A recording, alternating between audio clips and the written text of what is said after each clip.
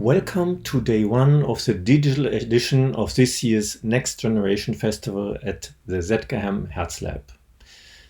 The 8.5th edition of Next Generation is dedicated to a net generation, as already expressed in the title, and at the same time reflects the current conditions of digital music production and teaching. Unfortunately, we cannot hold this year's festival as an on-site event as originally planned. Instead, we may invite the interested public and the university studios to a streaming festival, during which current projects of the students will be presented and urgent questions will be discussed over 3 days.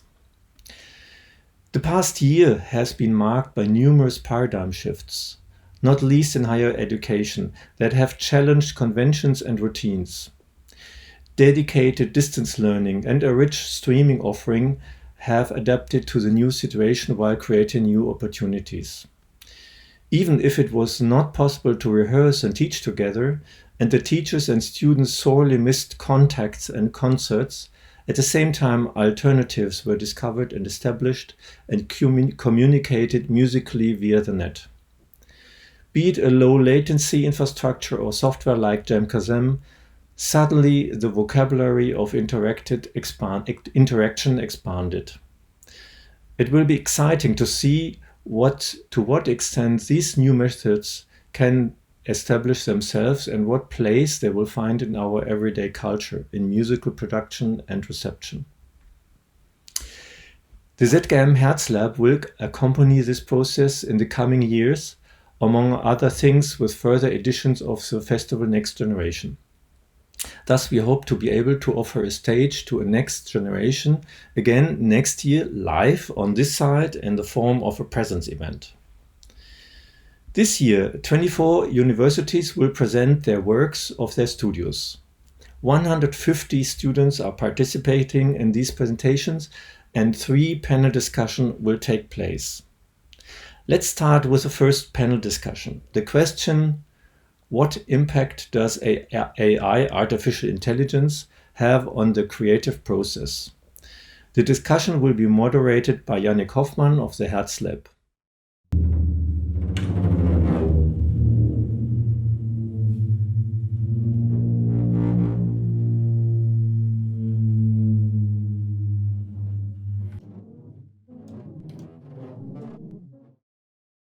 Hello to our audience as well as to our panelists. I welcome you to our panel discussion on artificial intelligence as part of Next Generation 8.5 or Net Generation, as we like to put it. Today I will be your host. I'm Yannick Hoffmann. I'm an artist and curator, and I'm the artistic lead of the Intelligent Museum project, which basically feedbacks recent developments in artificial intelligence with our museum visitors. And also I work as a research associate with ZHdK HerzLab, the ZHdK's transdisciplinary research and development platform. Artificial intelligence. Well, I'm exhausted already as we've been on quite a hike. So we went uphill and our destination was the peak of inflated expectations. And well, it's actually quite nice up here. We can look and enjoy the view, maybe anticipate some future developments. But on the other hand, we actually have to climb down at some point. And whether this will end up with some slipping and sliding will also depend on our 6 panelists. And let's just see whether we will be able to reach some sort of plateau of productivity. So now I would like to quickly present to you our panelists in alphabetical order. So first of all, Irini Aravidou. She is a master student of multimedia composition at the Hochschule für Musik und Theater Hamburg. I think the last time we met was in 2019 as part of the last edition of our Next Generation Festival. And this was after her very successful world premiere of her performance piece, Annoying. I was back then already under the impression that you are quite enthusiastic about multimedia composition. So it's no wonder that you ended up in Hamburg as, they have been specializing in this field in the recent years. Going to Switzerland, we have on board Dr. Daniel Bisig. He is a prolific researcher and artist in the field of artificial intelligence, as well as generative art. He's representing the ICST, the Institute for Computer Music and Sound Technology at the Zurich University of the Arts, where he's also leading the Immersive Lab together with Jan Schacher. And in addition, and because his day apparently has more than 48 hours, Daniel Bisig currently also works as an assistant professor at the Coventry University.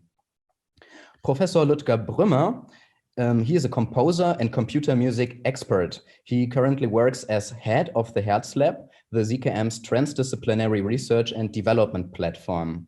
Today, Ludger Brümmer will represent the Trossingen University of Music, where he operates as a professor of digital media composition. Now, going back to Switzerland, we have Dr. Olivier Pasquet on board. He is a composer and music producer, but also a visual artist with a strong interest in everything which is related to patterns.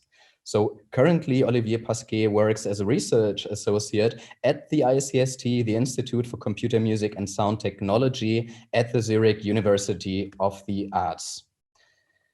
Claudia Jane Scroccaro. She's hailing from the biggest university of music in Baden-Württemberg, and this is the State University of Music and the Performing Arts in Stuttgart. She is an Italian composer of instrumental and electroacoustic music, and she works with the Studio for Electronic Music and studies with Markus Tropper. Last but not least, Professor Dr. Christoph Seibert. He is the head of the Institute for Music Informatics and Musicology at the Karlsruhe University of Music.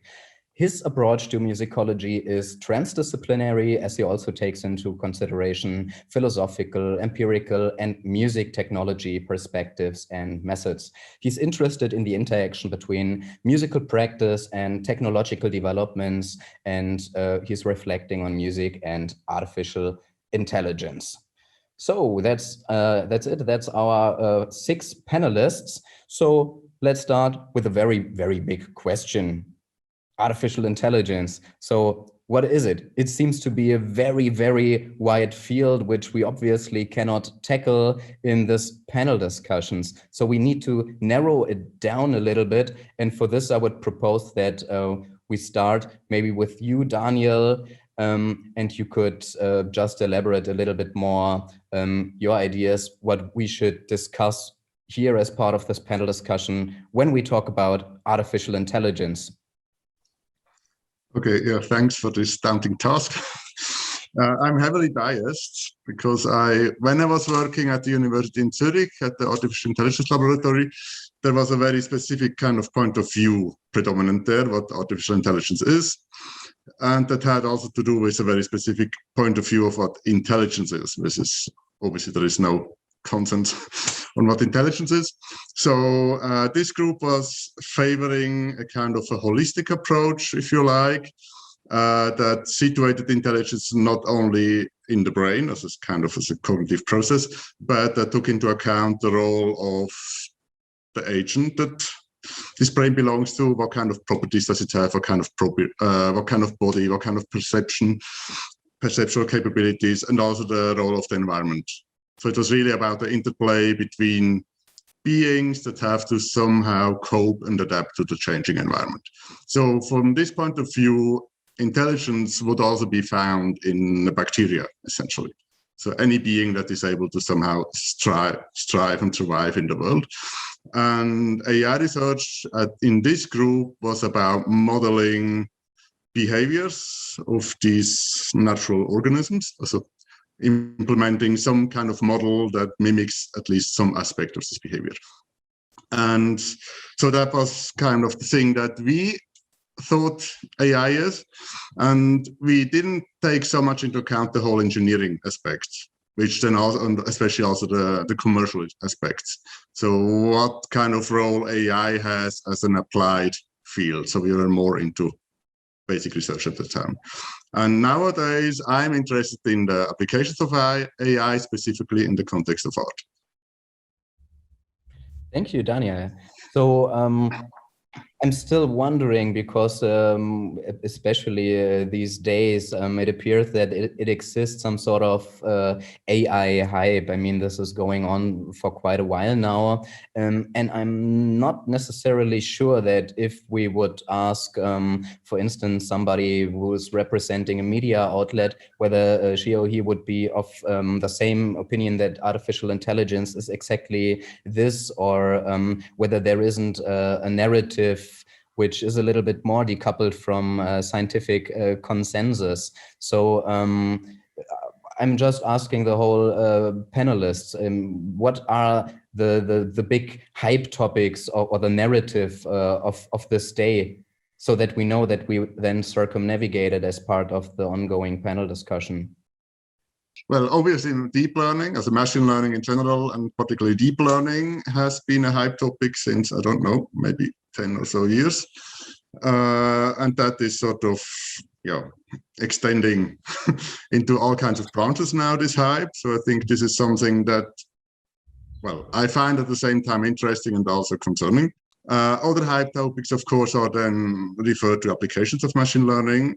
Well, data collection, first of all, so it addresses also privacy issues, and sort of taking the human out of the loop in the case of decisions that are really important and crucial, like who should be employed, for instance, and then using some sort of algorithm to make this decision instead of a human that might have a different point of view. And then, of course, there is sort of the utopian topics of AI gradually replacing humans more and more, and the point where AI then might actually start to design new AIs and so on and so on. So the point of singularity, where the question is whether do we need humans anymore at some point? Okay. Yes, I would add from a human artistic side, aspect. There's this fantasy of autonomy. So someone who looks at an art piece, which is using something, maybe he would think it's an artificial intelligence thing, is that it's running by itself. There is some kind of magic behind. And this is a strong source of inspiration, even though it doesn't have to be a true artificial intelligence or any kind of machine learning behind. The fact, the interaction is it makes people think it's autonomous is a big thing for the audience, for public, and it's very interesting for that concern. We could also maybe address the collaborative nature, maybe, of the creative process between artists and AI, So, of course, the artist, we could say, that has the initial idea, but by the moment an AI is involved, the final artistic product or the artwork is a co-creation, co-curation, maybe, from the artist and the AI. So, yes, since the AI is not only giving inputs and ideas to the artist, but is kind of actively participating in the way the artwork is being developed. So yes, it's kind of important to ask how if we could even question the importance of the human collaborator here, or say that the whole creative process is a co-creative, collaborative process in a way. Thanks a lot. I really like this point of view, and I think that's the most interesting approach at the moment of incorporating AI into an artistic process. So to treat an AI as a collaborator, and that can be on a very wide spectrum of ranges, how much kind of autonomy the AI exhibits during the collaboration phase.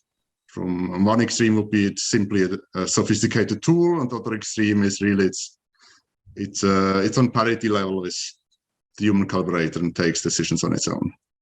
I think this is something I really love to explore, and I hope that will be show up more and more in artistic works that involve AI.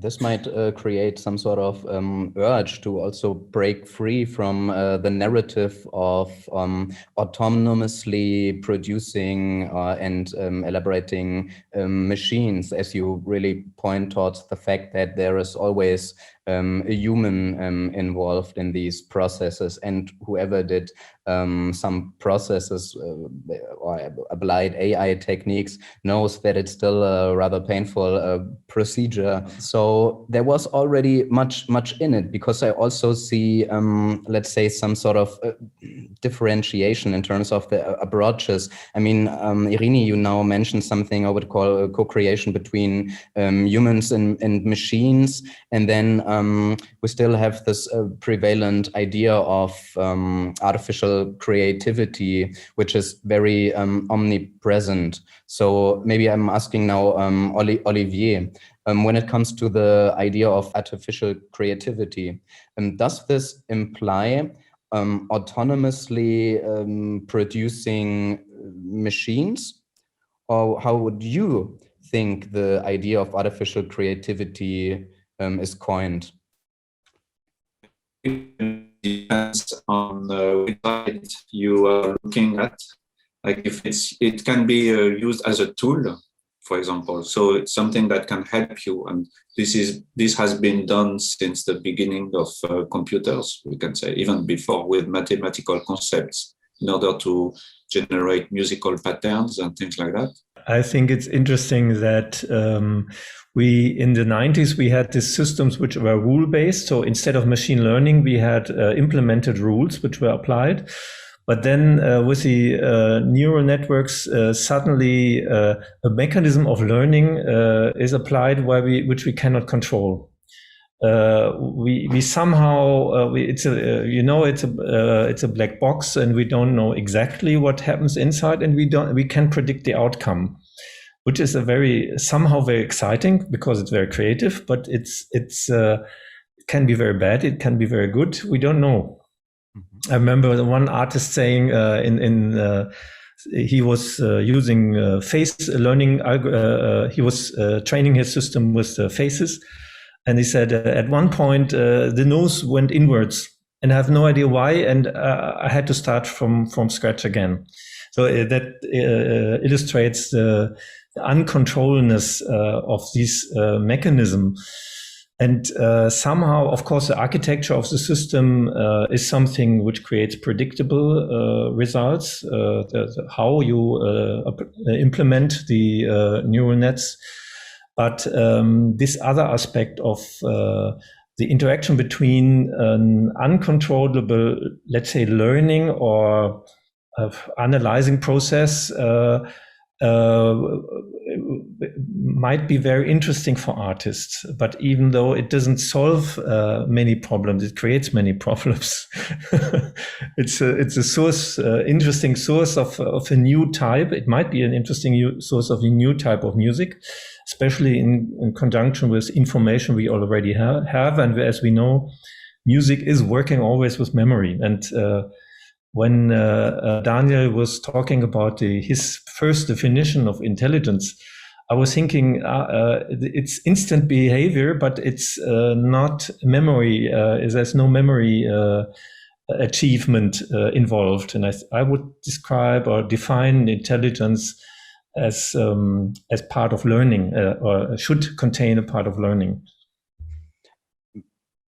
Then I think let's say the cognitive capabilities of the recent developments in machine learning in particular should then be very good news, right?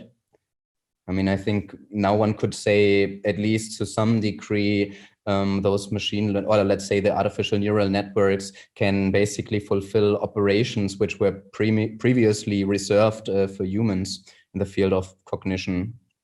I mean, my point of view is that at the moment, I mean, the utopian goal would be to have a general artificial intelligence at some point, and not the current artificial intelligence, which are good, might even be better than humans, but on a very narrow and specific task. So they will fail in any other task that they haven't explicitly been trained on.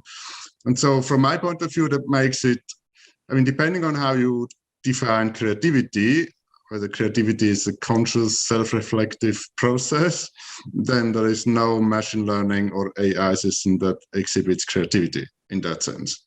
But if you take a more pragmatic point of view and you want to have a system that keeps surprising you, like Lutger mentioned, then I think AI can be very interesting. But then also I think other things, like rule-based systems, again, can be very interesting. More or less any computer program that's sufficiently complicated will start to do things that you can't fully anticipate. So you can really draw from a whole long history of algorithmic approaches, computational approaches, including AI, to work in that way, to have a system that keeps surprising you, that is inspiring for you, and that makes you also think maybe how you would make decisions on your own, and how that compares to what the system does. Yeah, may I get into this, because you mentioned, Daniel, this aspect of the utopian goal of having an autonomous machine that is able to generate its own creativity and so forth. And I'm a bit puzzled by this, not just for moral reasons, or it's beyond the point, but for me it's more about thinking as a composer and not an engineer. I find that somehow, I don't know, maybe it's just me, but there is a pleasure for us in composing. When you have a creative process, you find some pleasure in doing what you're doing. And this, of course, the machine does not have this aesthetic goal that is intrinsic to the human being. And for me, then it would be somehow the actual utopic goal would be to have not a machine that can, let's say, imitate a very specific task that a human can do already, but develop its own a way of creating that is machine-based somehow, which is even more, I don't know if this makes sense, what I'm saying, but a creativity that is not human somehow. Maybe it's a bit too far, too remote as an idea. And in that sense, then that would be fascinating, because of course it would offer a model that I basically am not familiar with at all, and it might give me then somehow not just a mirror in which to reflect. That is more or less what we were saying is currently what we mostly already have as tools, but something that is a totally different surface somehow. Yeah. I would like to elaborate a little bit on this, and like kind of a commercial example came into my mind. So for example, you want to buy like a pair of shoes, and you ask yourself, do I want to buy these shoes, or is it the algorithm, the Google algorithm that makes me think that I want to buy the shoes? So the same question could be applied in our case in the more creative and artistic field, you know? So it's like, does the artist decide on how their artwork would be developed, or is it the AI giving the artist the input, the idea, or anything else in the end? And also as composers, without the AI integration, you know, there's always your surroundings that, if I may say, manipulate your thinking into having a specific creative direction. So I think it's kind of the same with or without AIs, as long as we are very educated and kind of reach the rapidly evolving technology on AIs. So I'm shifting the question back to you. How do you see it? Don't you also get some sort of inspiration by those algorithms you just mentioned? So in a way, they can also stimulate you. And now transferring this image to, let's say, music performative practice, where you, for instance, work together with a machine listening based system, which is somehow capable of bringing the best out of you, or pushing even you as a musician or composer to your limits. Isn't this also something of striking relevance? And completely. This is what I've been explaining, that of course, like different inputs that you get from your environments influence your creative practice, but in an AI, in machine learning, if I may say, environment where, as I said before, there is a collaborative, evolving kind of activity. You know, it's very, very relevant and very important how you understand like the whole mechanism behind it and how you use it. So like, of course, our surroundings and the inputs we get from around are like the core into the core values or core materials we get into realizing our artworks. But as long as we are very much aware of those, you know, so it's the same with AIs, I think. Being educated and aware. Can I briefly connect to what Claudia said about having an AI that creates, well, art for itself, kind of, tries to find its own way and find its own motivation to create, to be creative. And I think, so that's also something I think that interests me a lot, and it's probably more along the lines of really exploring what creativity means, going a little bit away from the human-centric point of view of creativity. But I don't know how easy that would be to combine that with the Ini's focus on the collaborative aspect, because who will know whether you understand what the AI is doing, or who knows whether the things that the AI has decided to do, whether that's of any interest for humans. So it's then, that's so the interest. Then it becomes a translation problem. Yeah. Sometimes also, so it's more philosophical than maybe this kind of artistic approach of involving an AI. It's not about having a kind of your partner that you design on your own, but you let somebody something loose into its own world and simply see where it goes. Yeah, well, if I may bounce immediately back to with you about this, yeah, of course, my let's say provocation, let's call it, but of course it's not, because I mean, I'm sure I'm not the only one who thinks in this way, was more because of this phantom that you brought into the room, of this artificial intelligence substituting the human, which I think it's, honestly, I as much as it's fascinating, probably more on like the science fiction, in the science fiction imaginary, I think we can all mostly agree that in the end, I'm not sure whether that could be much the end goal of I'm questioning whether this could be the most interesting end goal. This is was my side proposition, because why would we want to substitute a human in the creative process?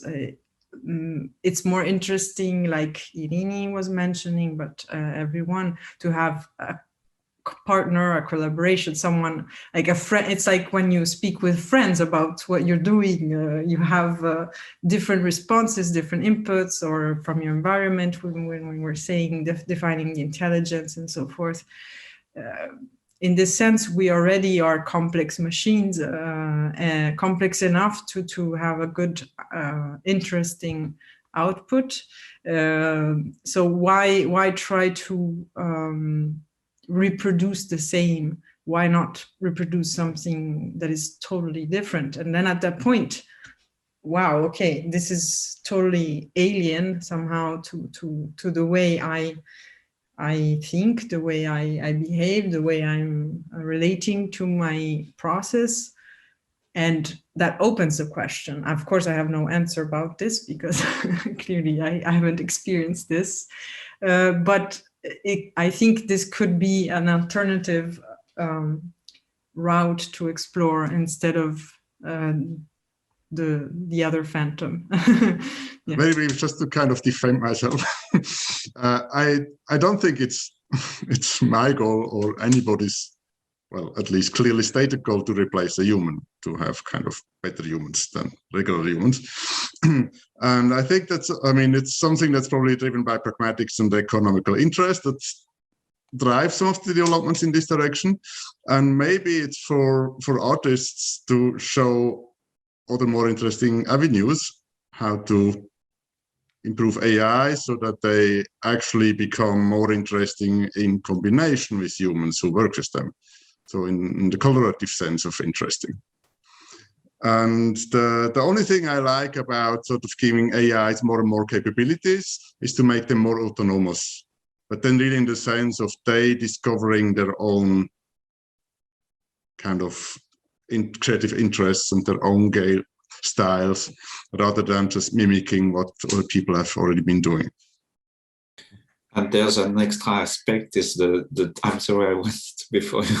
The non-human aspect doesn't have to be as complex as a question of aesthetics and so on. It can simply be the time, for example. So you can create, let's say if you do a time-based art piece, the duration of the piece can last forever, you know.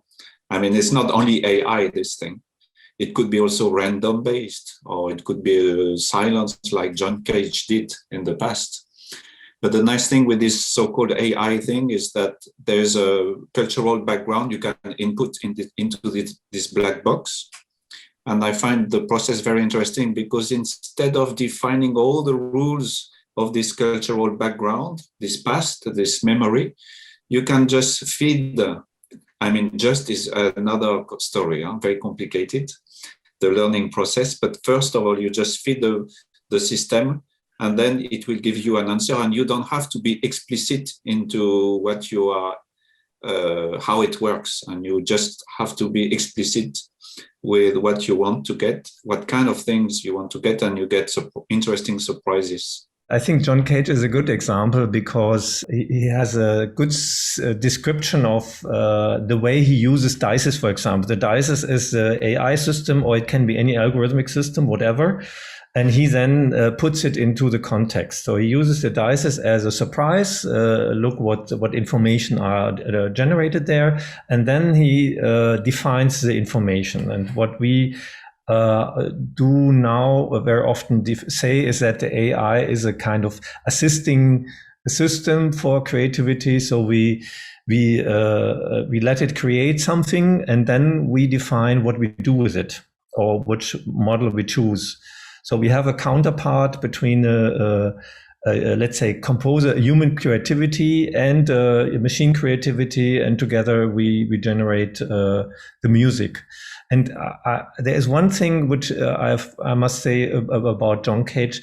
At his time, everyone was very critical because he was putting creativity out of his hand with the DICEs into something which was considered not to be clever. The DICEs are not clever. And that was, I think today is a little bit a different time, but we still have to address this topic. What is my composition? What is copyright? What is others' information? When I use machine learning, hundreds, thousands of pieces of Bach or another composers. So what is the substance I create? And the role of the composer as well.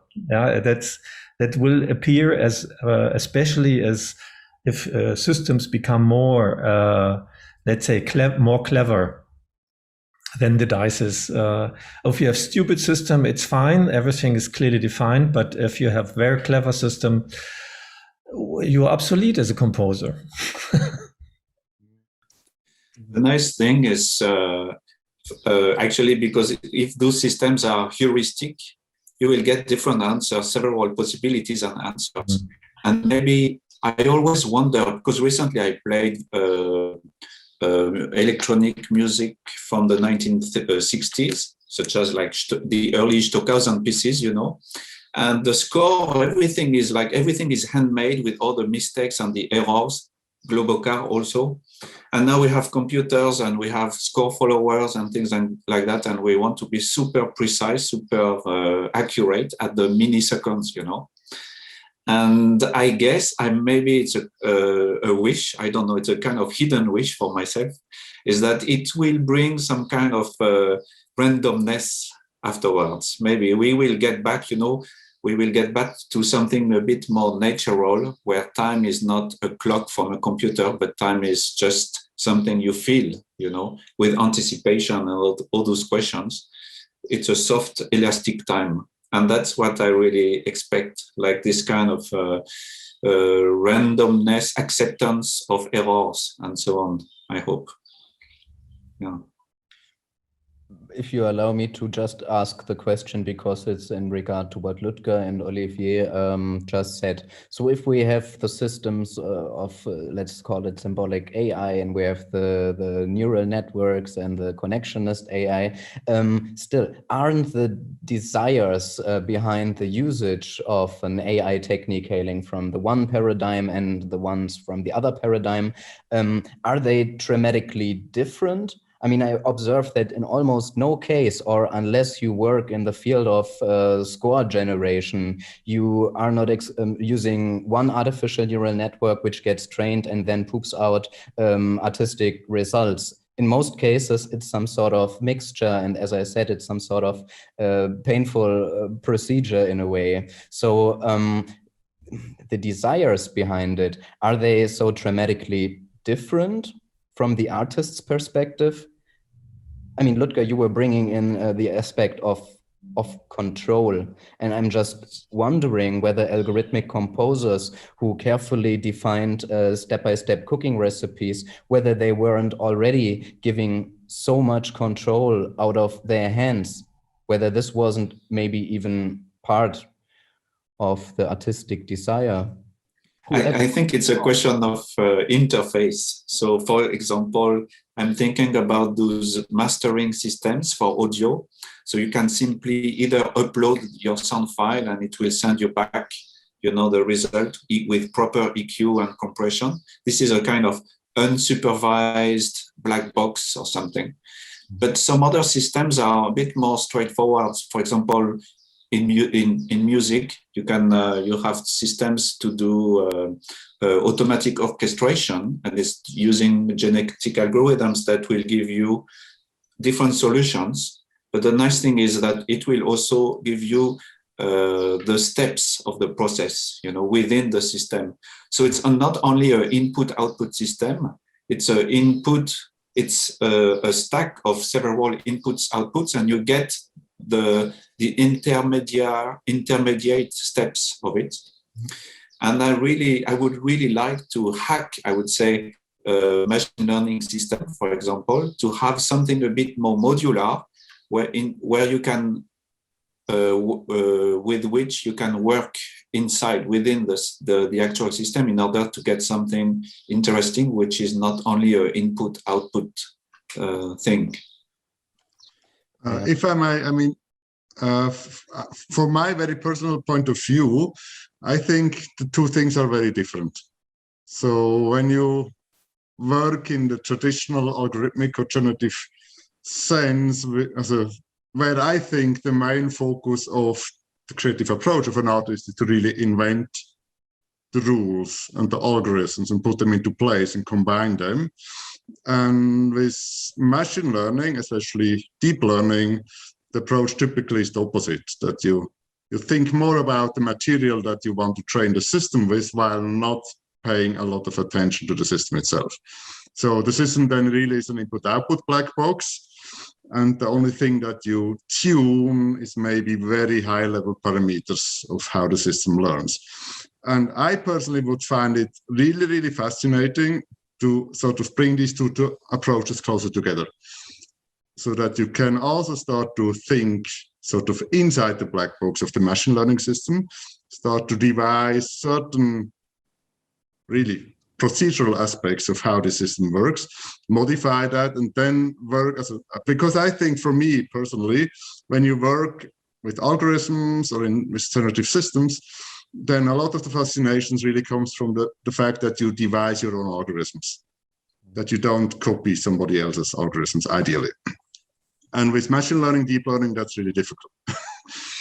So how can we as artists find our position when working with machine learning and trying to avoid sort of taking a model off the shelf and just use it and hope that it learns something from your material?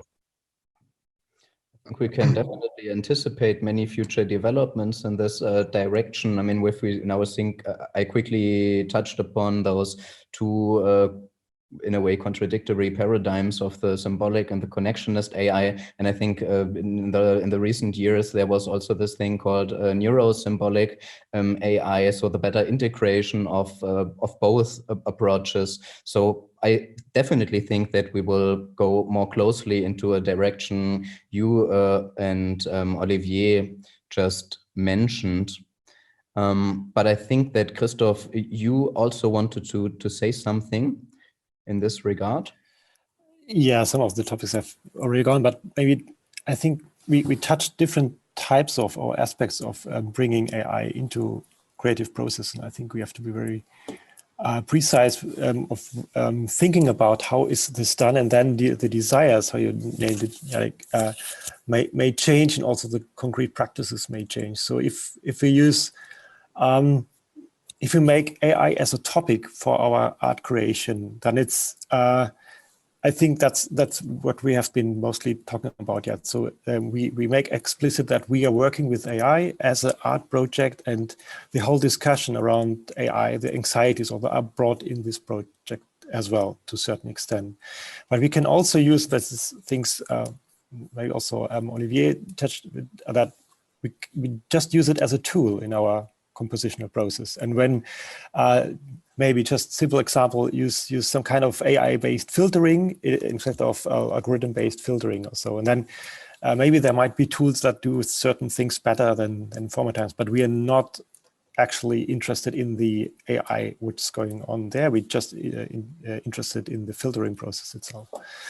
And then there is the more engineering aspect of creating music by algorithms with having WaveNet or the transformer-based approaches or whatever we have seen, and the results, I think we might agree on that, are the aesthetically speaking less interesting ones. It was really from an engineering perspective, but I think we have to look at these different approaches also to be to evaluate them, because then the aspect, or when we connect it to the responsibility of working with AI comes also in, because when I say I have some kind of AI and I have training data and I can be more creative with that, this is true for this local usage of doing this in a creative or artistic setting, and I have much smaller data sets and I can play with that. But whenever I go to a certain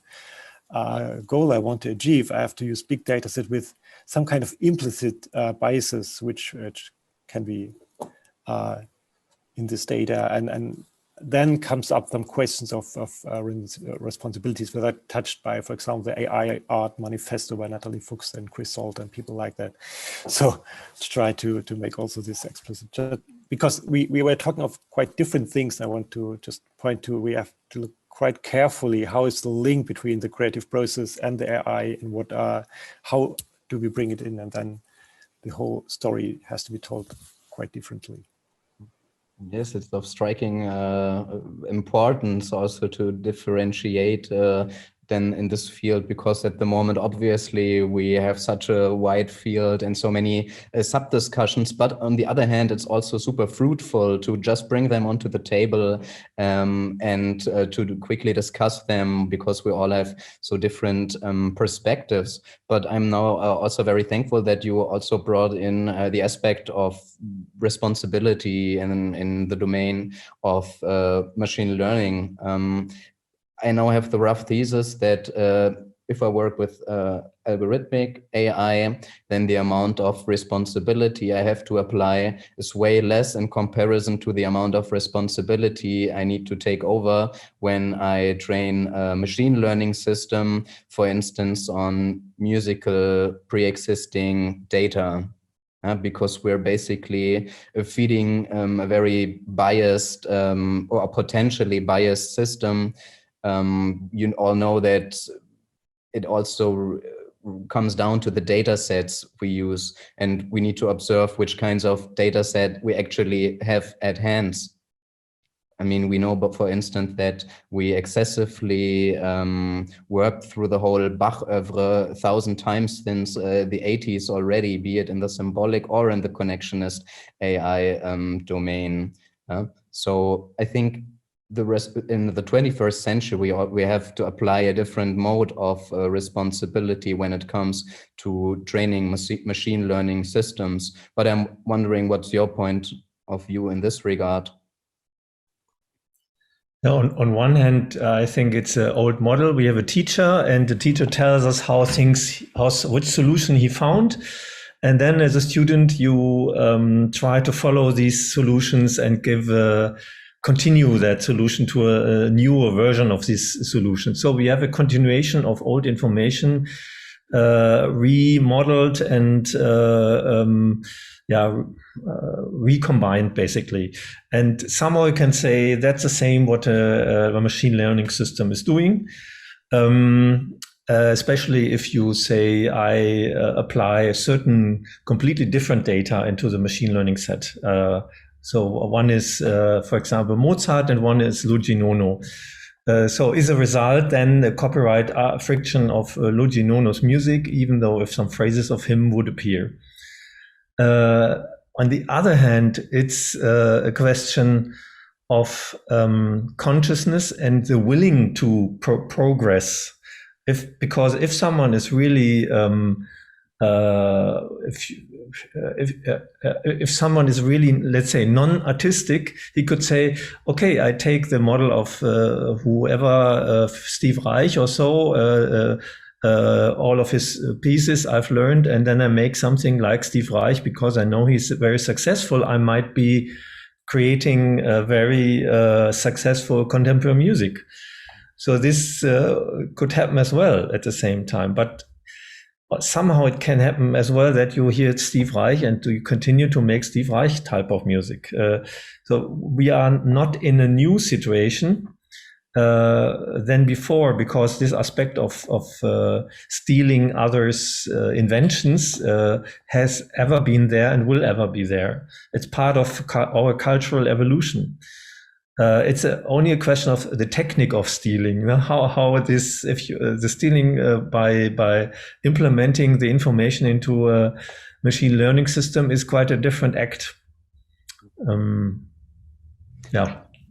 Solution we don't have, but we can see this as a continuation of a process which was going on anyway since hundreds of years. Can I connect something concerning bias?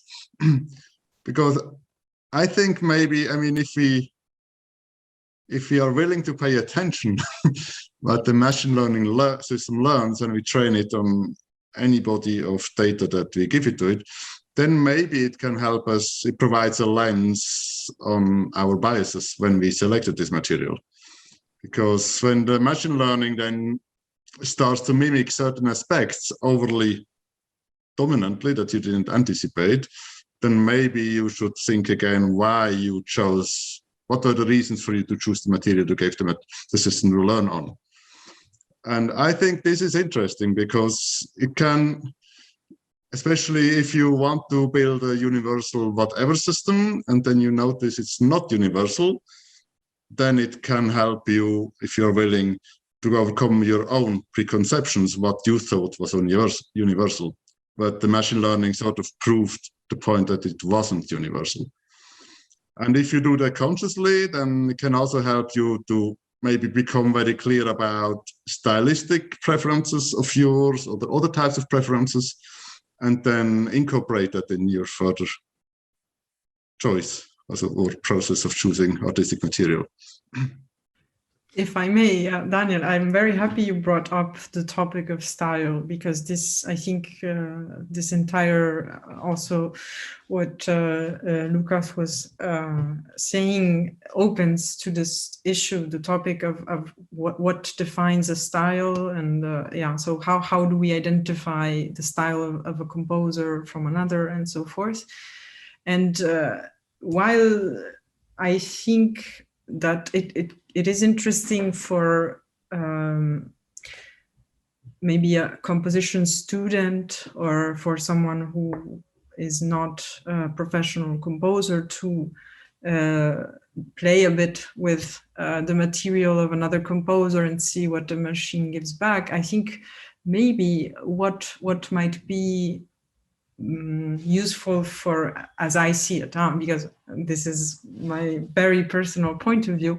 It would be interesting to feed my own music and see what the machine understands of what I am doing, and might give me a mirror, might make me, how to say, reach a level of consciousness that maybe was not yet there. This is what you were addressing, Daniel, too. So more than getting inspiration from the style of another composer, which also raises the problem of originality, then why not feed my own material, see what the machine gives back, and then maybe at that point, as we were talking about this mirror or possibility, so the machine gives me an opportunity to address some things that were not totally conscious in my mind.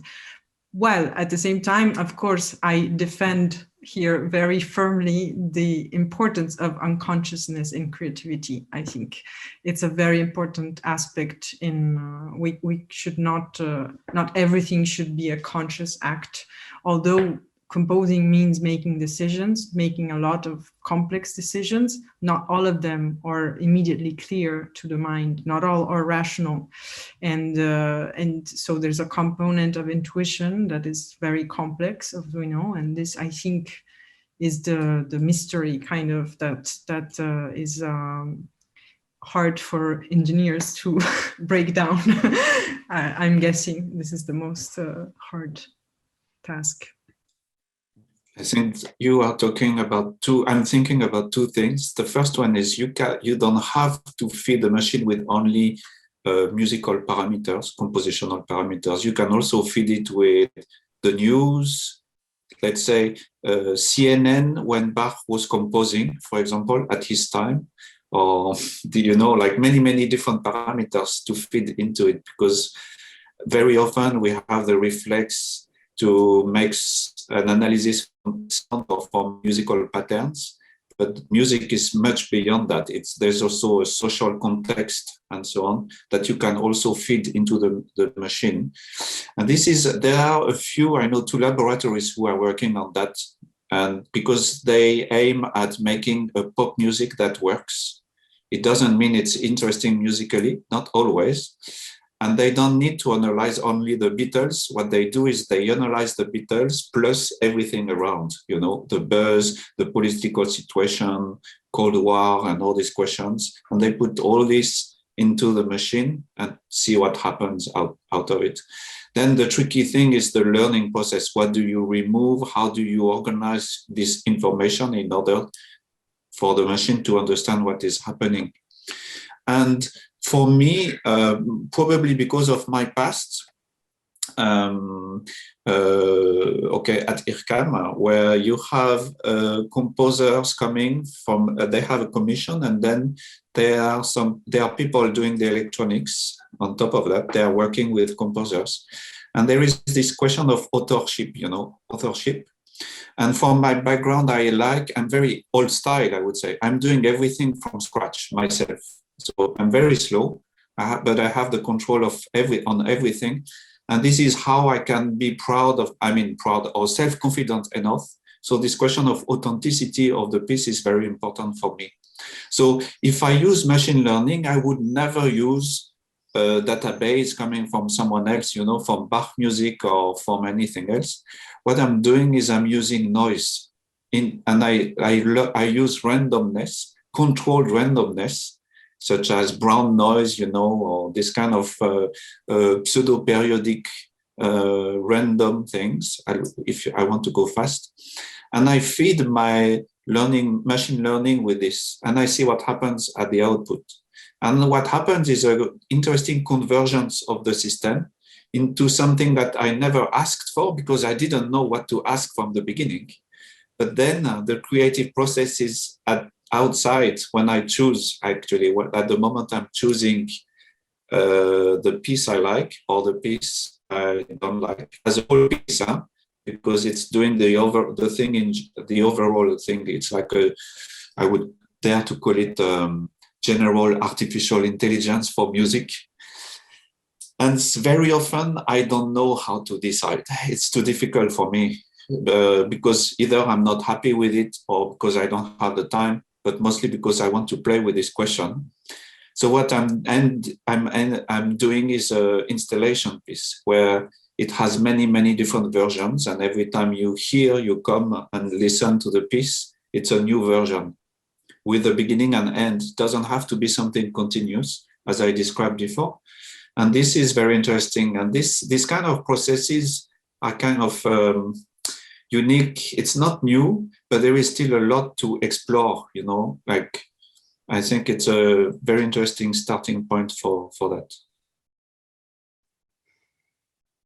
Yeah. Bring it back a little bit to the educational institutions situation. And as a student myself, you know, I like the question that arises for me after hearing you was like, how are students being taught to teach robots or AIs, you know, in regards both to social aspects and values for originality and stealing, not stealing, but also aesthetics, you know, like something very important that we've been discussing in the multimedia department in Hamburg is, of course, what comes first, the artistic idea or the technology, and what is like how do you go from the one way to the other, like putting things in priorities and following your way in regards to this after being taught how to do so.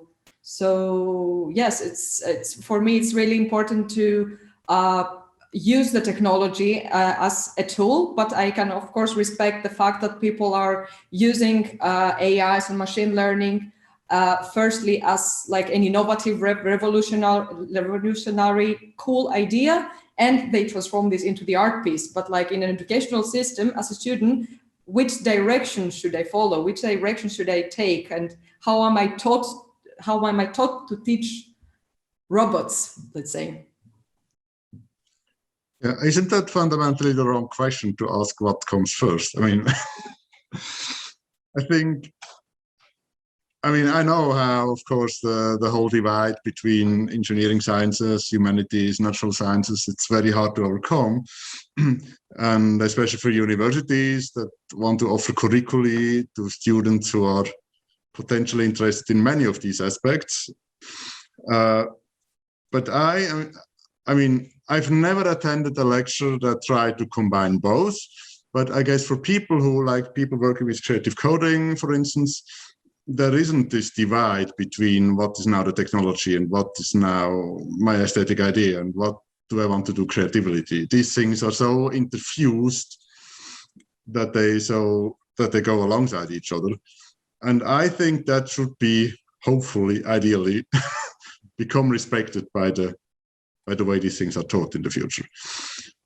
And at the moment, the way that I learn things and the way that probably 99% of other people learn these things, they have to choose one of these fields, either engineering or fine arts or music, and then do the other thing autodidactically. And this is, I think, a pity. A lot of stumbling blocks where people give up is because of this divide, that it becomes too exhaustive to do one part autodidactically and the other part kind of professionally, but without those aspects involved that you really care for. So to find a way of blending these two fields in the context of machine learning and media art and in general computational art and music should be emphasized more. Okay, so I'm under the impression so far we did not necessarily narrow the field really down. But that's also not a big problem. Before we ultimately shift the focus more to academy, please allow me to ask a rather polemical question. So, okay, let's say we had this big AI hype, and I'm now wondering whether it in a way beneficial for you and the research you were conducting anyway in the field of artificial intelligence. So there were large fundings involved with artificial intelligence in the recent years. So would you say, even though the hype is not necessarily in line with scientific consensus, it was beneficial for you as researchers? What's your position towards this? I guess my current project in England I have this project because of the hype. And without the hype, I might not have it.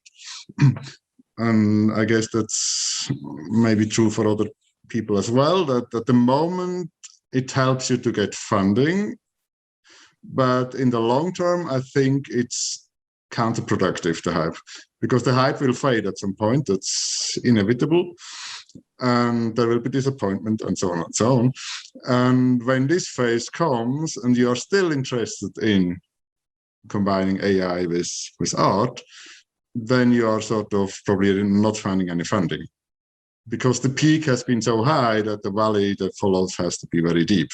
And I would prefer to have a more constant situation where people have more realistic expectations and more continuous support, smaller support. But I guess that's not how the world works. So the world jumps from hype to hype. Okay, so thank you very much for this comment. Does anybody else want to comment to this? Maybe one could differentiate between the AI hype in the industries and so the more applied forms of AI and what goes on in the arts also. And I think, yeah, there also have been several of grants and that could be applied for.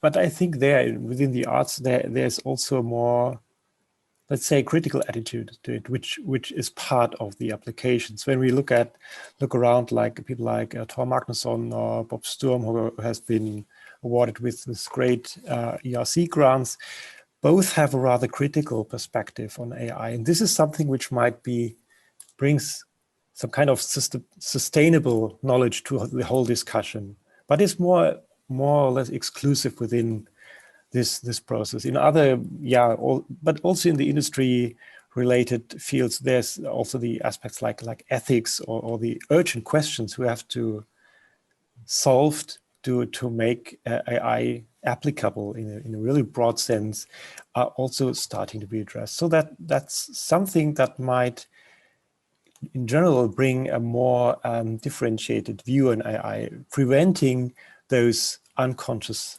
hypes and that we have seen. But it's another point to sell this or to communicate it to the crowd and to make it explicit. Yeah, I must add to this. Yeah, I agree completely that it's not that suddenly every artist is working with AI. First of all, it's not every artist has the, let's say, the background to do that. But there are many. It's a significant portion, I would say. What I see in Ars Electronica Festival and all my jury meetings, there are quite a significant portion, but it's like something not more than 20% of the or 25% of the works are dealing with a type of AI. And this brings me to one of the questions why, because in academia we have the situation that the students want to have a plugin which works, which they understand and which they can use immediately, and which is for free. This is a condition of our everyday teaching situation, and AI is everything else than this. In no way it's something like this, and so it's very hard to not very attractive topic to give to the students. They don't understand it. Either they don't understand it, or they cannot modify it because they don't have the informatic background. So why and how could we bring creativity and AI as a part of the education together? I mean, you as ICST, you have a big research context, but small schools like Trossingen or other schools don't have the, let's say, they don't have, for example, the ability to hire one professor which is only AI and creativity. So everything has to be done schools of music anyway don't have high informatics context. Either they cooperate, like in Berlin, they cooperate with TU Berlin or so, or they're big enough to have an informatic person or more than one on board. So there are realistic problems, but I think the big schools have solved that already somehow, but not always. Not all of them have chosen AI as one of their main focus. It's a small focus in most of the schools, I would say. But apparently there was some sort of paradigm shift, because obviously now these new systems, somehow they seem to pose new challenges, as you just described. And I'm just wondering, why weren't there so dramatic challenges when algorithmic composition emerged, for instance? So why is it now so necessary for a university of music to also reflect on artificial intelligence? So please help me out with a better understanding of this. I have maybe a possible answer. Of course, I think there's a lot that has to do with marketing, like we were saying. So there's a lot of flashy, the name artificial intelligence is attractive, and it raises a lot of interest, curiosity, and there's a big marketing behind it. There's money, there's investments. Let's see, I'm in Stuttgart, so the automobile industry is all around the self-driving car, as we know. Mercedes is coming out with that very soon, and it's a big hype about it. So, of course, this is one of the aspects. So why would institutions want to how do you say, attract? How can you attract investors, students? Well, it's an easy card to play somehow, yeah. So you have this. You can create how do you say? A new department or some interdepartmental network that somehow allows to put together money, fundings, personalities, and attracts new students, new investors, and so forth. But then I think there's also there's one thing that maybe, because you were asking why did not algorithmic algorithmic composition raise the same?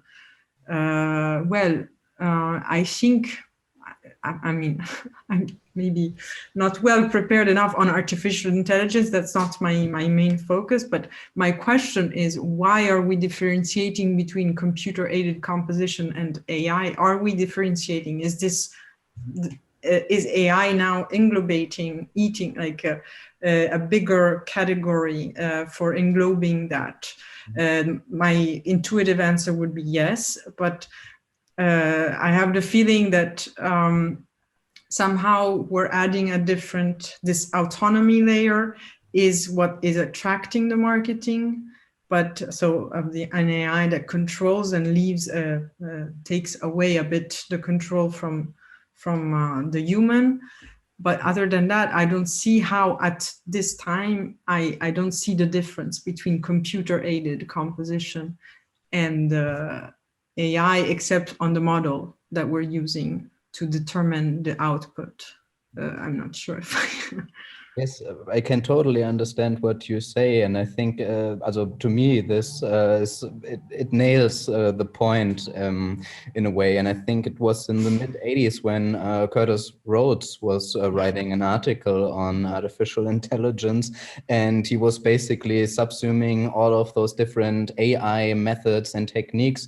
And I think that if I would ask today somebody who was specialized in machine learning systems, she or he would probably not necessarily say, oh yes, the Markov chains are deeply involved with artificial intelligence. So, and Curtis Rhodes then mentioned that what we think of, or which techniques belong under the umbrella of AI is heavily dependent on the time we live in and the state of the art in a way. So it might be that some techniques we originally considered to be AI are now not considered AI anymore because there are apparently techniques which can solve particular problems better.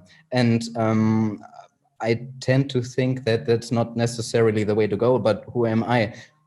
I'm asking you now. Maybe you can provide profound insights into this, how you see this.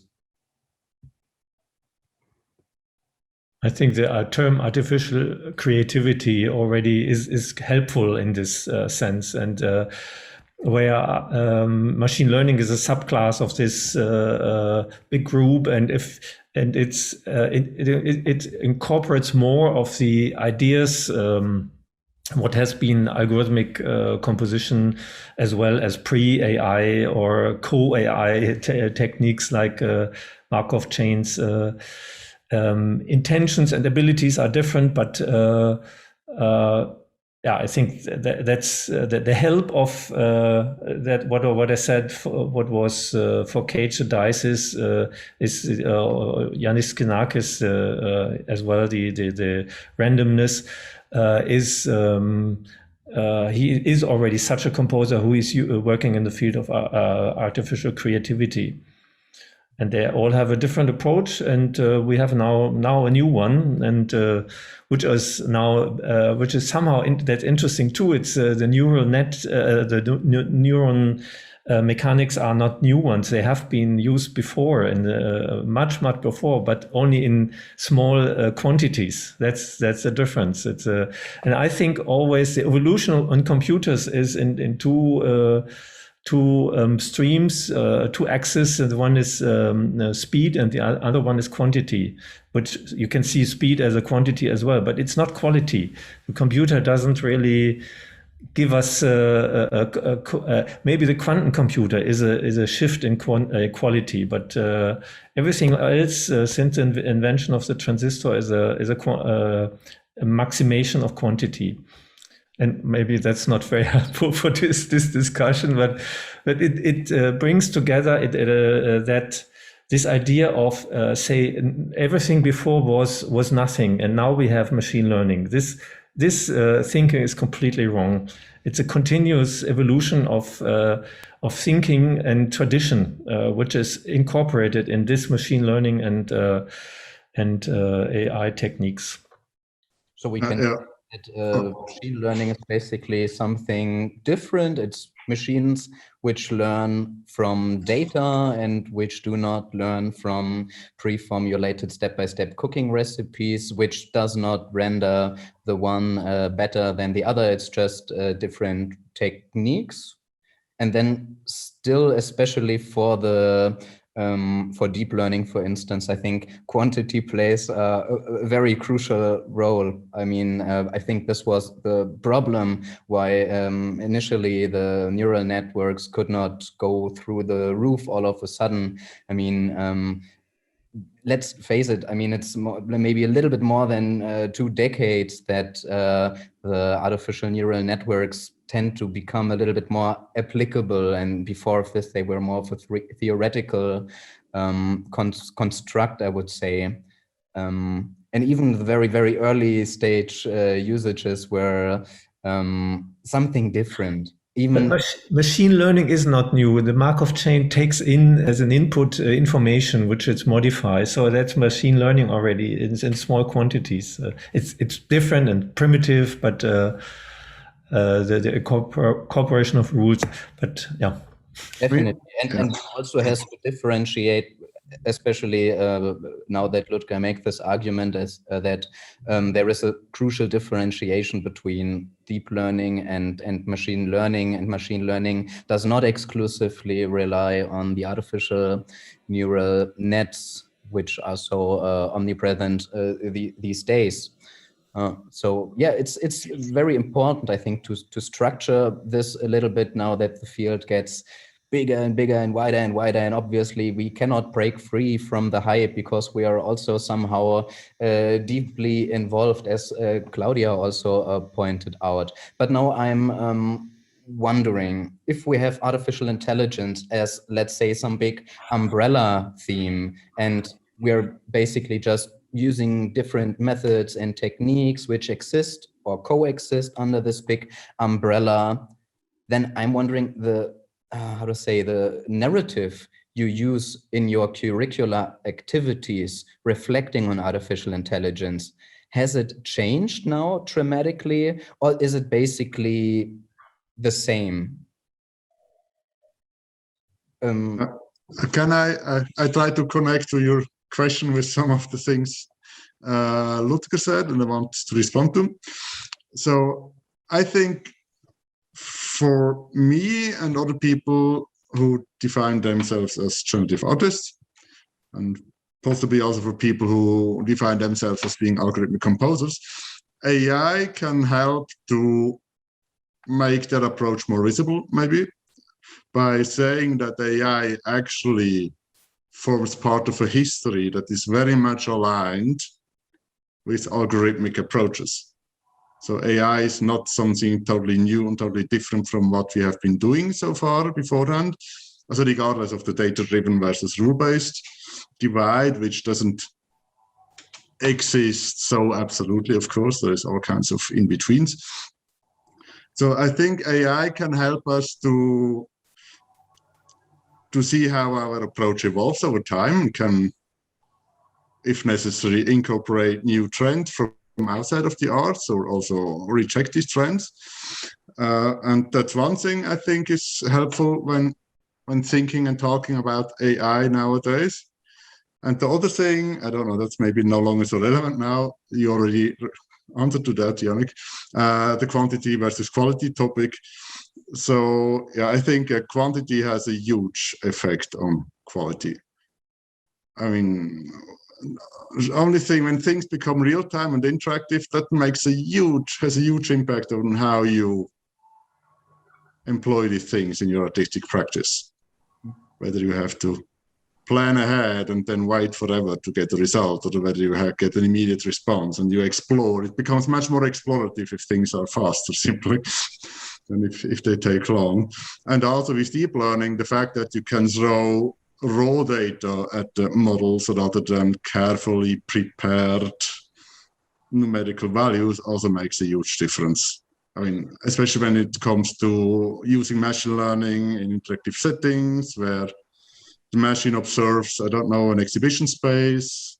So that beforehand has been a painstakingly complicated procedure of, devising rules for your interactive system that has disappeared if you try to use machine learning for that. Okay. Are there any comments on this from the panelists? Well, at least a small comment.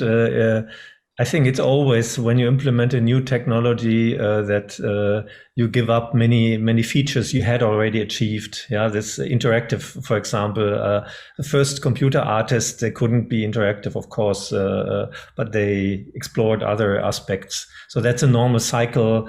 And when then this interaction is getting a different quality, then everything, let's say, is put to a different level again. I just want to say that it's a periodical thing happening. Yeah, you have a new technology, and then a lot of given features are not existing anymore. For example, spatial audio, you had quad since the 60s, then there was a digital turn from analog to digital, and suddenly everything was stereo. There was no multi-channel computing because there were no output DACs working. Yeah, I think this is a relevant comment. I mean, if you would like to transfer this now to the domain of the artificial neural networks, and we work in the domain of raw audio, can we get the same quality out of the artificial neural network in comparison to the high-res things we used to work with? I wanted to respond to this question of the audio quality. From what I understand, again, I'm not an expert on machine and deep learning, so it's my understanding from what I read and heard around. I think the problem with deep learning and machine learning is you need a lot of sound files, and of course, as we know, each sample has you have the 48 or 96 kilohertz, and this of course implies a huge quantity of I'd say it's also not very ecological on the computational point of view. So what I understand is there's a downsampling processing before. In many cases, it's possible to downsample, so to limit the quantity of data, but still we have a lot of information. So of course, in some cases, I mean, if you're analyzing a melody, I don't think that will corrupt the how do you say, the final result, of course. So it depends. Again, I think the model and the system are very important to how do you say, you have to use them and build them in a way that are coherent with what are your questions. If you're looking for a melody, of course, you don't need to analyze the full spectrum. That's already, when you do that already with the softwares that do the FFT analysis, you limit the analysis band because you don't need the full 48 kilohertz to understand where is the base frequency of the melody. So this is something, of course, which question are you asking for to the machine? So this comes back to what Daniel was saying, you have to narrow down the task to very limited, maybe very specific questions. And then, of course, it will become very efficient. The machine will become very efficient in giving back the information you're looking for. I think this is a very smart way to go. And it would maybe combining different of these tasks into a more today we use plugins. Many people use plugins to obtain, I don't know, different things when they do sound processing. Of course, when you're very deep into informatics and electronic music, no one likes to use plugins. On this we can agree, but for the user interface, for those users, the wider public, this could be a good way. You have one thing that does a specific thing, and then it's very efficient at doing that. This could be a possibility. I think, but this is already what you're doing, Daniel, no? As I understand, this is the direction you're going, no? Well, partially, I mean, yeah, I think it's one aspect of what I'm trying to do is to exploit, as like most engineers do, the capabilities you said, so for machine learning system to do one single thing extremely well. And then the real question is, what is this one single thing, and how do you, what is then your role as a human artist when you delegate this one single thing to the machine, but everything else is still under your control, or everything else is then created through other processes rather than what the machine learning system is doing. But what I find more fascinating is, of course, to devise models that do several things. Maybe do these several things never as good as a human does. I don't care whether it's competitive on that level, but at least it is more self-sufficient. So the approach is more situated for the machine learning model. So the machine learning model does something and then observes what it does. So it enters a kind of a feedback loop in the way that it operates. And it's no longer depending on so much on a human being giving it data and the human being telling it whether the thing it has done is correct or incorrect. So this is, for me, a little bit two different ways of using machine learning at the moment. And over time, that might, again, fuse. So that that the machine learning makes decision on its own on multiple aspects, and none of these decisions is sort of superhuman, but it's meant to be a contribution that then a human picks up again and works on it. And would you measure this in terms of strength, like strong systems or weak AI or something like this? Yeah, of course. That's kind of maybe the correct distinction between weak AI and strong AI, where weak AI is the specialized AI that excels on a singular task, and the strong AI will be an AI that is a little bit more universal. And what I'm playing around at the moment as a detail is with reinforcement learning, and see what reinforcement learning can do in that regard. So that you specify relatively high-level goals that what the machine learning system has to achieve, and how it gets there is totally up to itself. Yeah. In Germany, we say Zuckerbrot and Peitsche for this. Yeah, it's this approach. Getting a slap on your hand for doing that, and getting. Okay, so I'm wondering whether there is some sort of gap between systems you maybe at the ICST have at hand, where you can also work with a technical infrastructure. The university studios in almost all cases don't have necessarily. So it's one thing to work in the domain of symbolic music, which is way more simple in comparison to, for instance, now more DSP related stuff in the domain of the artificial neural networks. So I think this poses also some implications for the electronic university studios at this stage, because they might then exclusively work with some particular pre-trained models or something like that. So I'm wondering, how is this reflected at universities level?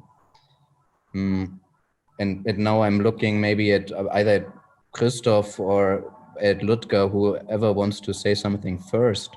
I think Ludger touched this point for a couple of minutes, but it was about that there are different necessities and different desires. So when we talk about students, they come with ideas, and you want to give them the opportunities to bring them to make them concrete. So and some of them might use artificial neural networks. We had those who have also been working as a working student with an industry partner, and he really did some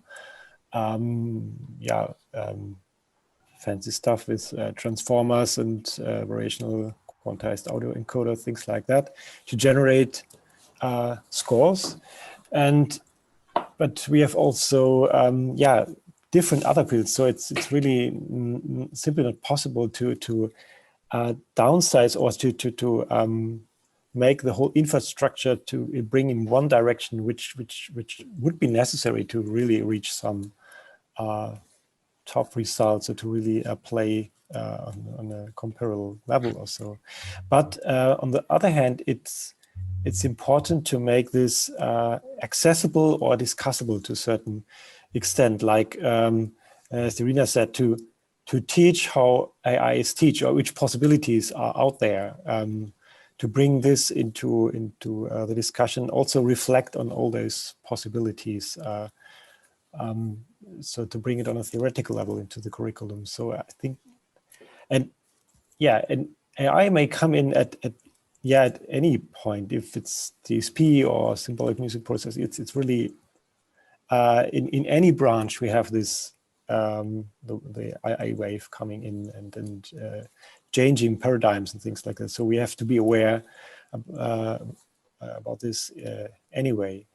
But really to focus on it in one certain field, it's hard to achieve. But I think it has to be addressed in a broader sense. I don't think what you say, Ludger, with Trossingen in your background. I had the feeling if you use AI software, then it implements a new paradigm. that's what I wanted to express with the plugin. They know this paradigm. They know what the plugin is. They know where it works and how it works, etc.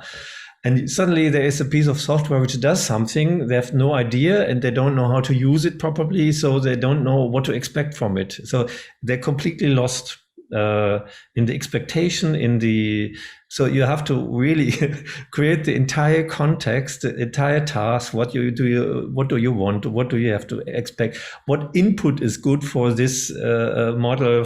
What input is bad for this model? So that they start to learn what is this thing doing. I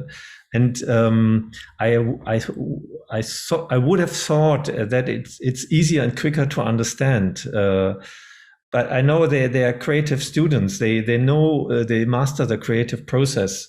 But I must say I went a little bit from my generation.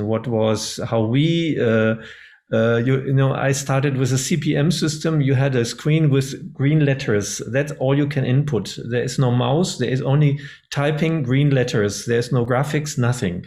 So that's how I started, and that was a completely different situation. You had to. Yeah, it's like with Lego. There's a simple units, and you have to make something out of it. Today, you have Neuschwanstein. You have complex architectures and nice plugins. They're doing this, and they're looking on how fancy is this. This reverb is a little bit nicer than this, and the situation is completely different, and the expectation from an AI system, and it's hard to get them down. To say start from scratch and expect the Lego approach. It's the same with now on the fly, or the process of software algorithmic real-time programming. The same idea. My feeling is it is many of the composers today are a different generation with different expectations, and they are not so much on the research side. And one reason is maybe because their professional expectation. What can they expect from being a composer of new contemporary music? Make a living out of that? No, not at all. There are too many of them. I mean, they're quite thinking. So it's hard to destroy this expectation because it is a very it's an adaptation to the situation we are in. You have to react to the market and to look what our conditions can offer to you to make a living. If I may, sorry.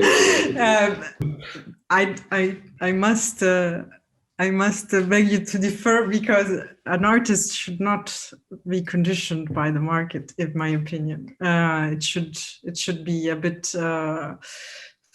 It should know about it, should be aware about it, but then you don't have to necessarily align with it. Actually, I think it's more. The wish, the wunsch for me as an expectation from any artist would be that they can criticize, they can be let's say an alternative, or offer something that is beyond the time they are in. So in the sense, I think one should be very careful in following the fashions and following the market and adapting all the time, because you can become crazy if you do that.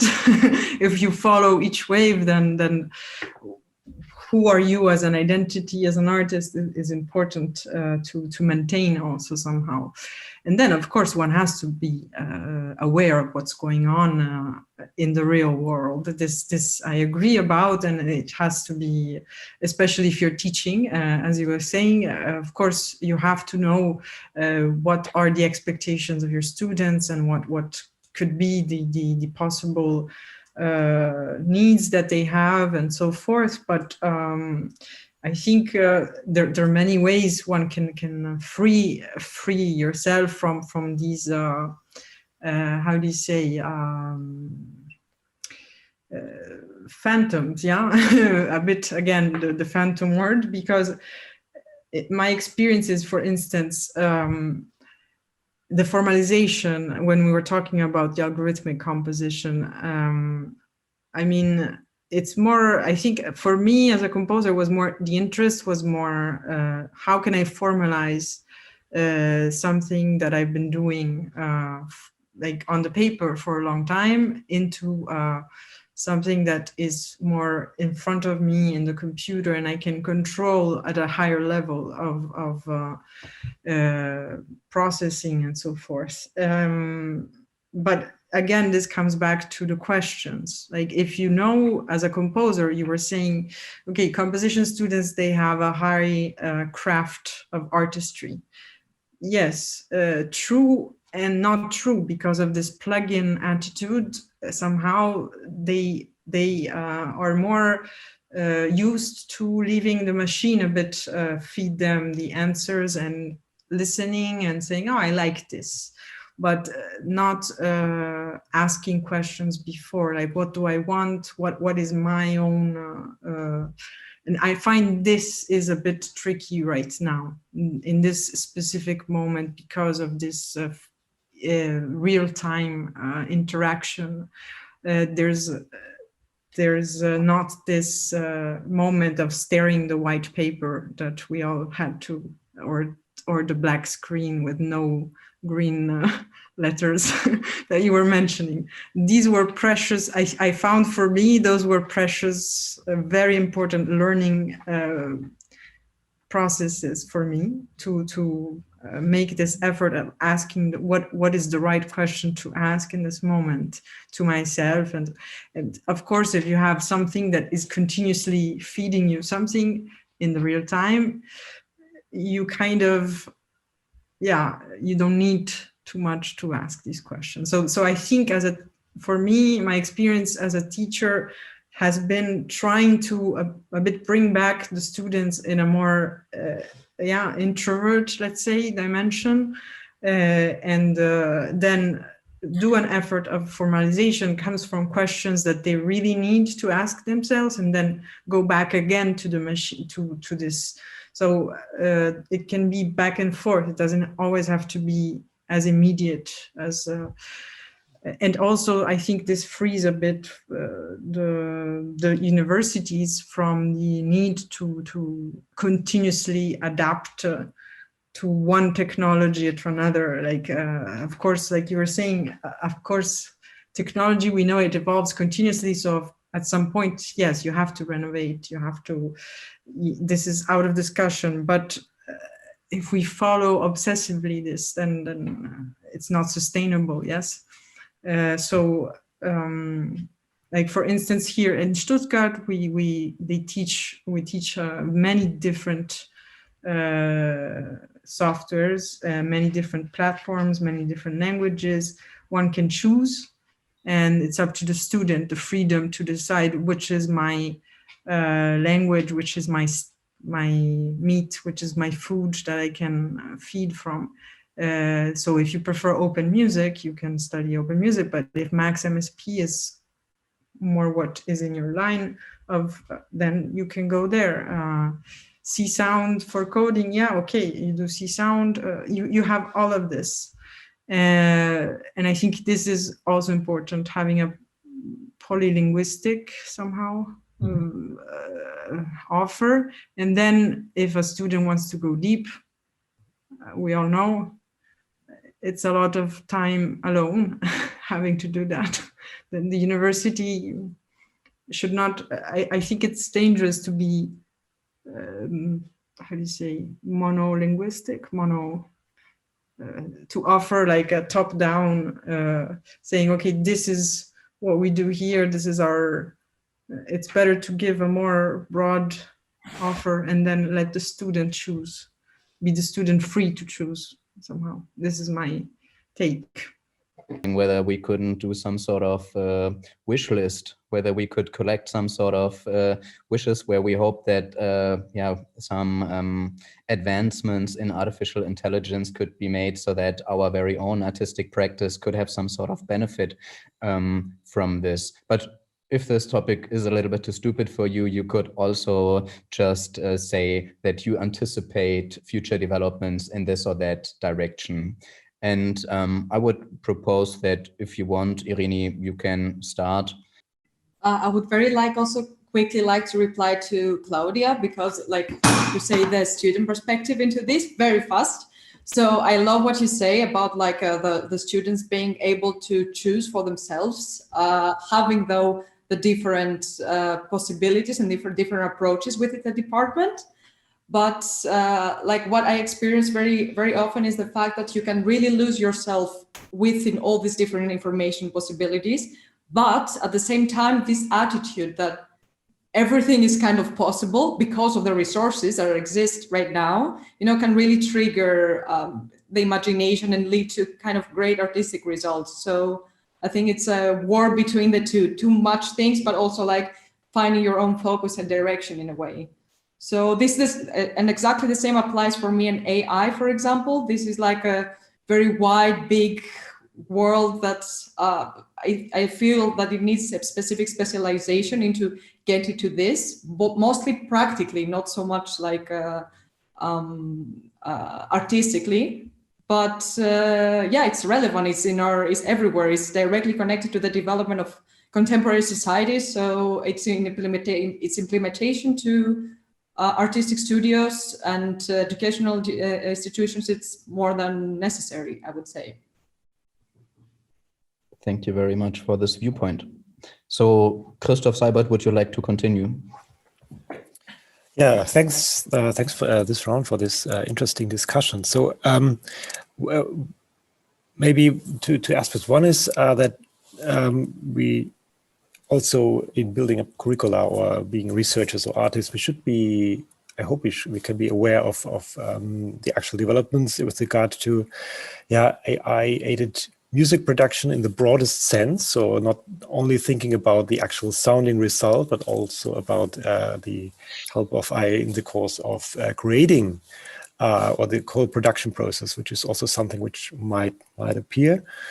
And yeah, that we take serious the role of art to make a comment on all those developments and to react on this and to exploit and to have a critical investigation of all that stuff, and that we make this strong, which tends to be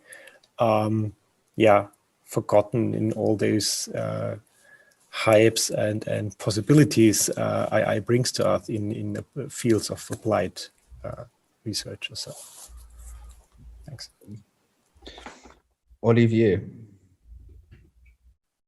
So I think you will laugh a little bit because my wish is to become immortal. So I'm not megalomaniac or something. It's just a concept. It's like rather living scores in the future. I want to live the process, basically. So this is what I'm working on now. I mean, it's my lifetime research because I consider myself as a artistic researcher. So I'm really into artistic research. And therefore, I have several layers. I have in my workflow, I have a continuous layer that is decades long and where I'm experimenting and everything. And I'm trying to find a specific style, for example.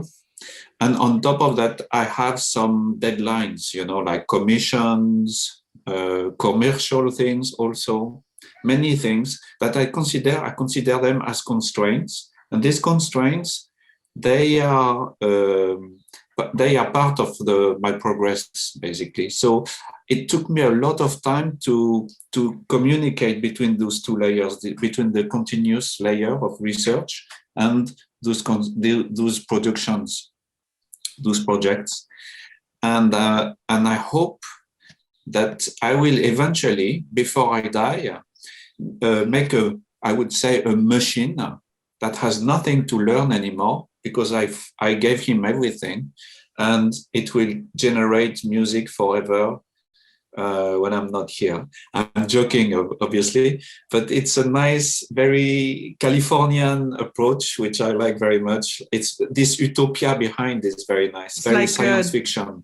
Johnny Depp and Transcendence, no? Yes, or let's say a bit like Stockhausen scores, but instead of having a stack of scores, you have a machine that will always run forever, and it's a nice thing, yes, until we don't have any electricity anymore.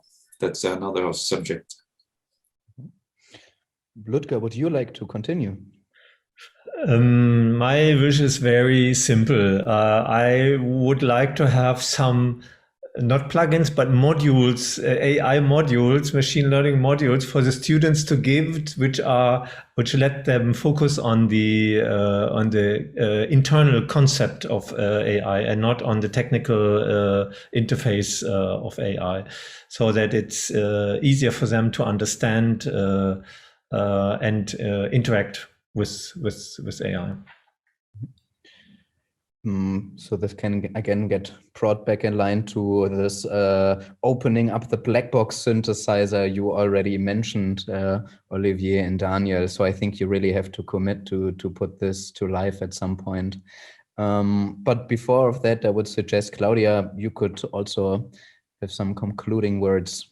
Well, I think I spoke already enough. So it's very clear what, for me, I think as a composer, I'm already using AI. If we use AI as a big umbrella, including algorithmic and computer-aided composition.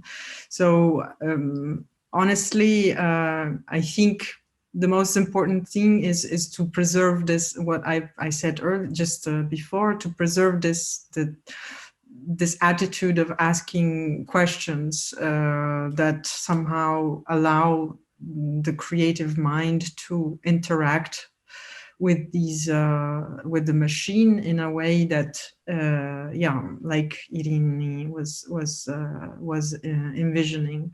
So as a friend, as someone who can you can dialogue interactively with and not just passively receive something that you don't fully understand. Yes. So it appears that the last words are yours, Daniel.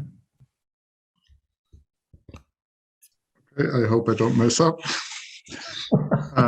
Well, two things. So concerning the struggling artists, musicians who are learning the practice, I would hope that they start to love the struggle, that they identified as whether the struggle is with technology or whether the struggling is with, I don't know, a particular way that the topic is being taught, but that they find the struggle to be fruitful because it throws them back onto themselves and they have to find their own way, and no plugging and nothing else is taking away this decision from them, so that they realize that. And then concerning AI, I think it would also be good for artists, musicians to become a little bit less obsessed with what industry is defining is relevant in AI, and that they distance themselves, that they are fine with out-fashioned versions of AI or things that maybe science no longer claims to be part of AI, so that they really come up with their own interpretation of what AI would be in their domain. Okay, thank you. Thank you very much for this. So, and also thanks to the complete round for this very fruitful discussion. I think we really could observe how big the topic actually is. Yeah, we were limited to a very short amount of time, but I think the discussion was in any case very fruitful. So I hope you will enjoy the rest of the festival, Next Generation 8.5, respectively Net Generation 8.5. And we all hope that we will soon be able to welcome you once more at the ZKM Center for Art and Media Karlsruhe. Have a good evening. Bye-bye. Thank you. Bye-bye. Thank you. Bye-bye. See you. Bye-bye. Thank you very much. Bye.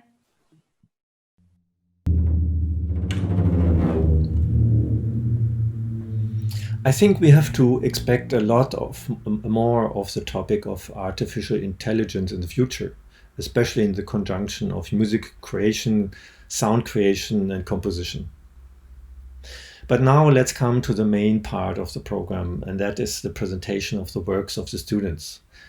There are 7 studios presenting today, and I will mention the studios in their German name, in the position where how they are played.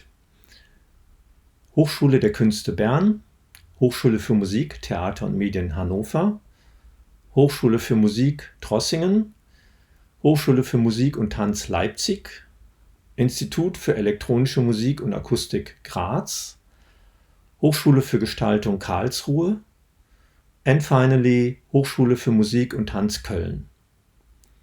I wish you an exciting program. And don't forget to be back tomorrow.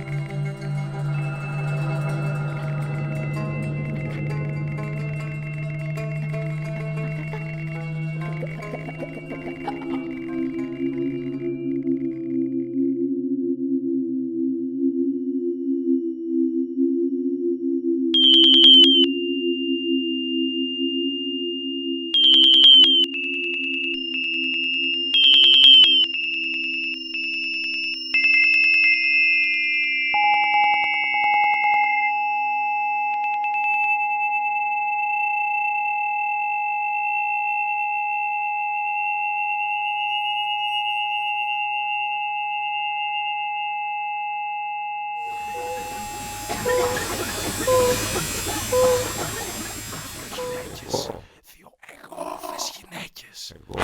Κι όμως τόσο διαφορετικές. Σταθούν τα χέρια με το πώς.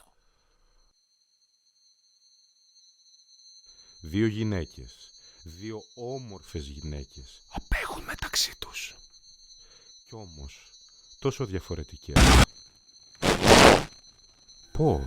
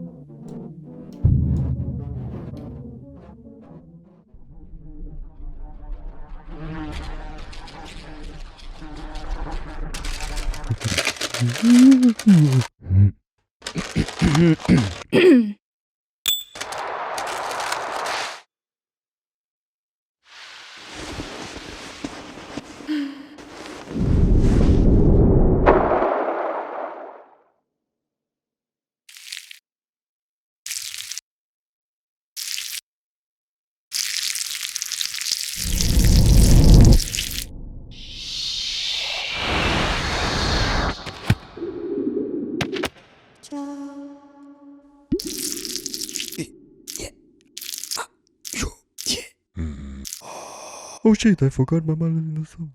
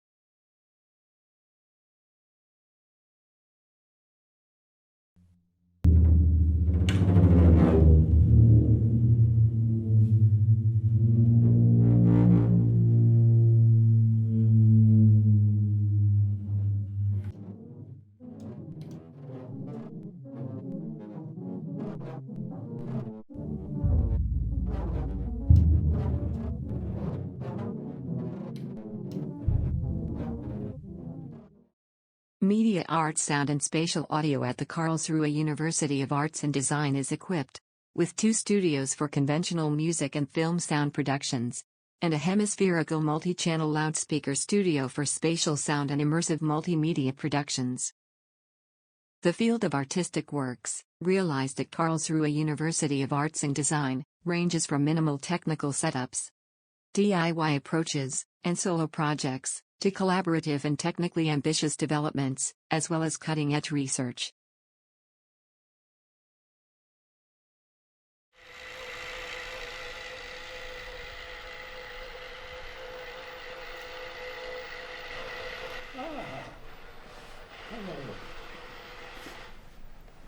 Das ist ein Ausflussprotein, das ist bis erst eindimensional. Also wenn man auch das ist dann, also dann ist das Ausfluss, das heißt, das ist ein bisschen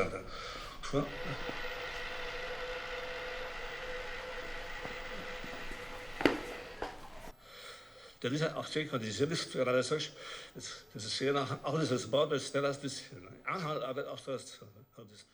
Dieser Roboter hier, der meine Phoneme, meine Sprachsound imitiert. Ja? Okay. Eine abstrakte Sprache, nur Sprachpartikel, Phoneme. Ja. Gleichzeitig haben die Texte von mir bekommen, ja, von Annette und so weiter, von Druckse. Und da macht er eigene Texte, ja, aus meinen Wörtern. Ne? Zum Teil sinnvoll, zum Teil nicht sinnvoll. Ne? Ja, das ist unabhängig von dem. Ja? Wenn wir einen Roboter, der spricht so wie ich, ja, sinnlos, oder schreibt wie ich, mehr oder weniger auch sinnlos, aber zwangsläufig nicht immer. Ne? Wenn ich dann nicht mehr da bin in 2 Jahren, dann kann der meine Stelle vertreten. Ja? Genau. Und dann kann ich die Stelle vertreten von der Frau Zartmann, dann von der Druckse. Ja? Vielleicht ist das schon ein Prozess.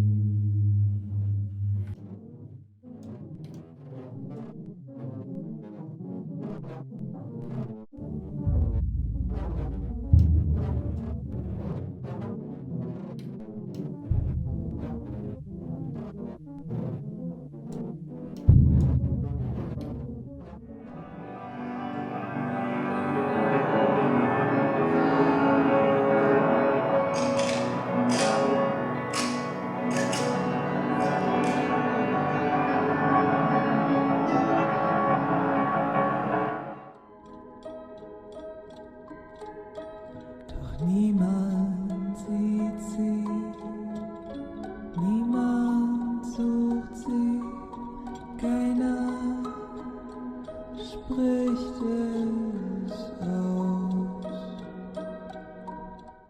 You can stay here for I care, but I'll go.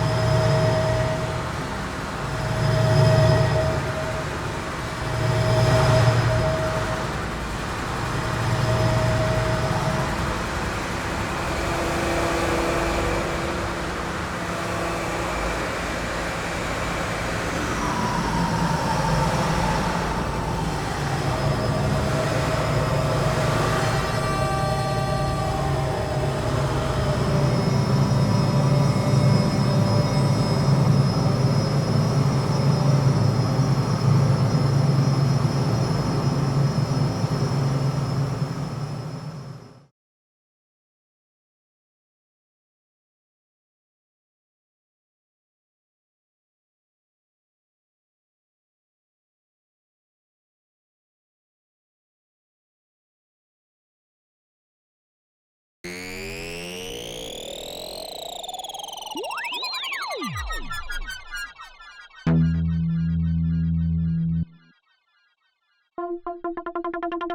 fucking coward.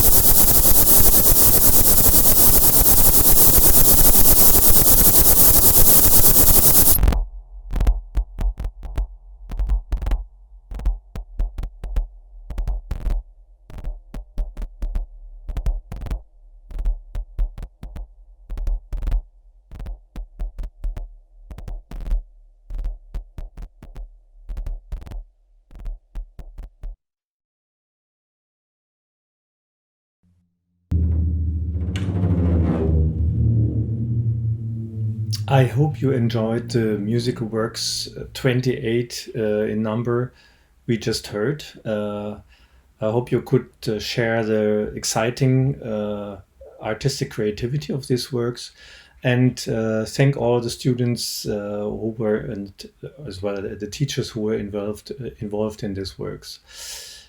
Let's have an eye on the program of tomorrow.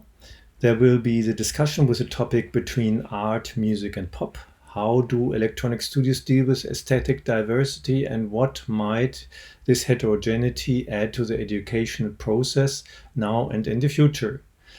And we will have tomorrow 9 studios presenting their works, all in all with 38 works.